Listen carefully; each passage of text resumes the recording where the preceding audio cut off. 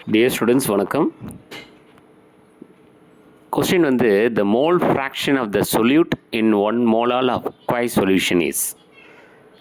Mole fraction of the solute. So அப்படி சொல்லும்போது நம்ம என்ன சொல்லுவோம்னா mole fraction கண்டுபிடிக்கிறதுக்கு number of moles of solute divided by total number of solution.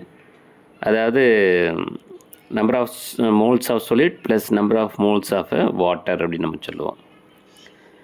அப்படின்னு பார்த்தீங்கன்னா சொல்யூட்டோட நம்பர் ஆஃப் மோல்ஸ் வந்து 1ன்னு சொல்லியாச்சு. அப்போ number of moles of solute 1. அடுத்தது வந்து number of moles of water அப்படின்னு சொன்னால் அதோட வெயிட்டு டிவைடட் பை அதோட மோலார் வெயிட்டு. ஸோ வெயிட்டு வந்து மாஸ் வந்து 1000 gram divided by molar mass வந்து 18 கிராம் பர் மோல். அப்போ 55.5 மோல்ஸ். இப்போ நீங்கள் என்ன பண்ணுன்னா number of moles of solute 1 divided by number of moles of solute 1 plus number of moles of water வந்து 55.5.